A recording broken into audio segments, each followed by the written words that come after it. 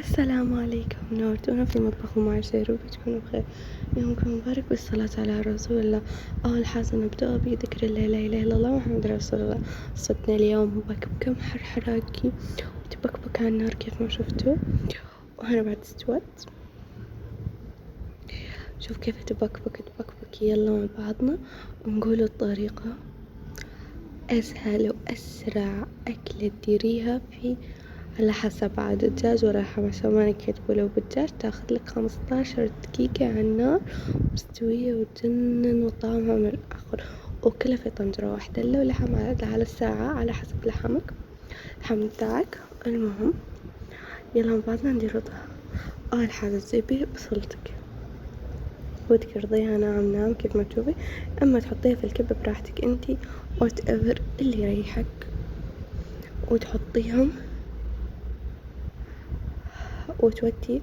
أول حاجة تجيبي هذا البصل بعد تمام، تجيبي الطنجرة بتاعتك تحطيها على النار، تحطي عليها شوية زيت. هذي الأكلة السرية على الناس الجعانين، أكلة سمحة وفي نفس الوقت وسريعة. بعد ما الزيت اللي انتي حطيتيه في الطنجرة سخن، تحطي تو البصلة بتاعتك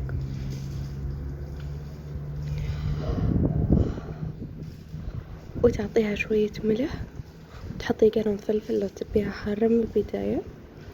حطي قرن فلفل على حسب ما انت تبيها حارة ولا يعني. طبعا لقيت في شحمة في اللحمة حطيتها وحطيت شوية ملح ومقلبة نعطيها تقليبة باهية. في الوقت هذا بعد هي طيب البصلة نوتي معي الطماطم، وجبت طماطمتين بالعدد وحولت القشرة بتاعتها وحطيتها في الخلاط كيف تشوفوا على الآخر. المهم ديرولي لايك واشتركوا في القناة، وآسفة تأخير الفيديوهات بس كنت مسافرة، وإن شاء الله الفيديو يكون على ذوق. ديرولي لايك وقولوا رأيكم في الكومنتات، من يحبها ومن ما يحبهاش المبكبكة اللي بيها. المهم حطيت اللحم عطيته تشويحة كويسة، بعدين حطيت عليه الطماطم، بعدين جبت كيشيكين معلقتين صلصة كويسات، معلقتين 3 على حسب نوع الصلصة بتاعتك، يعني أنا صلصة خام فحطيتين معلقتين ونص. وفي ناس يفضلوا انهم يحطوا الصلصة على عدد طروف اللحم اللي انتي حاطتها، بس انا حطيت معلقتين صلصة ونص بس.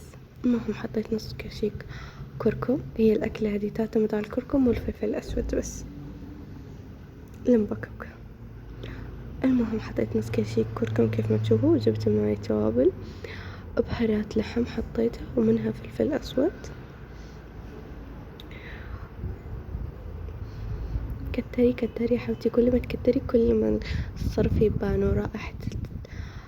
رائحته تطلع عليكي وتجنن. آخر الطبيخة تكون، وطبعا تكون مية في الكاتل ساخنة عندك وتضيفيها عليها على طول. أهم شي المكرونة ما تحطي لها مية باردة، لازم مية تكون ساخنة تمام. وهنا خلاص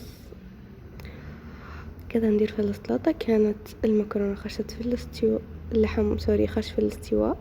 درت السلطة كيف ما تشوفوا أنا ما تتهبل. هنا اللحم كان طاب خلاص، جبت معايا هنا نوري فيكم ان اللحم المكرونة كيف تبكبك، كانت كل مبكبكة. نجيب 3 فصوص توم بهذا. بعد درت التوم خلاص. هنا جبت كيس المكرونة، طبعا على حسب نوع المكرونة اللي انتوا تحبوه تفضلوا براحتكم. وطبعا احنا نحب المكرونة تكون مبكبكة تكون جارية، فنسيبوا فيها شوية مية.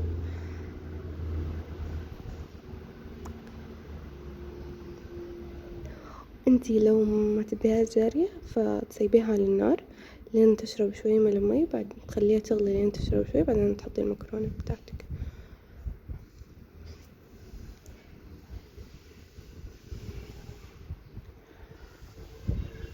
وبعدين تحطي التوم بتاعك اللي انتي درتيه، توم على حسب رغبتكم، بس يفضل احسن حاجة لما تكون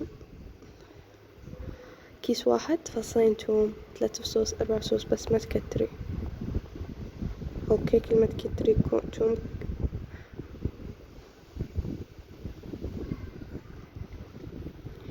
هنا أعطيته تقليبة، تأكدت إني خلاص خشت في الاستواء.